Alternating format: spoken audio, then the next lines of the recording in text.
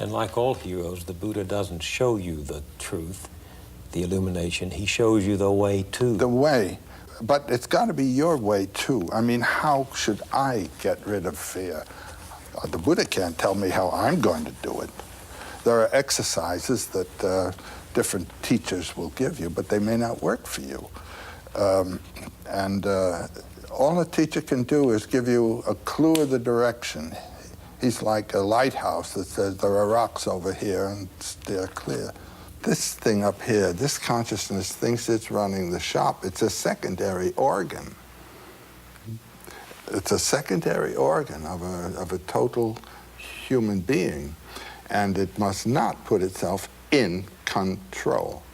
It must submit and serve the humanity of the body. Join me, and I will complete your training. When it does put itself in control, you get this father, the man who's gone over to the intellectual side. I'll never join you! If you only knew the power of the dark side. He isn't thinking or living in terms of humanity, he's living in terms of a system. And this is the threat to our lives. We all face it.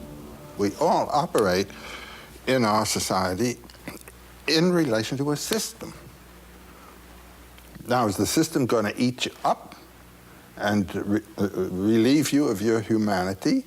Or are you going to be able to use the system to human purposes? Would the hero with 1,000 faces help us to answer that question about how to change the system so that we are not serving it?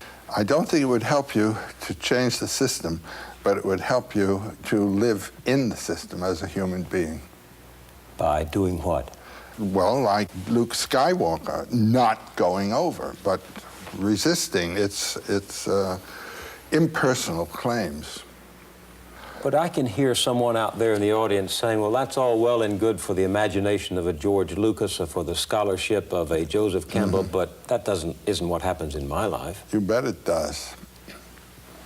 If the person doesn't listen to the demands of his own spiritual and heart life and insists on a certain program, you're going to have a schizophrenic crack-up. The person has put himself off-center. He has aligned himself with a programmatic life, and it's not the one the body's interested in at all. And the world's full of people who have stopped listening to themselves.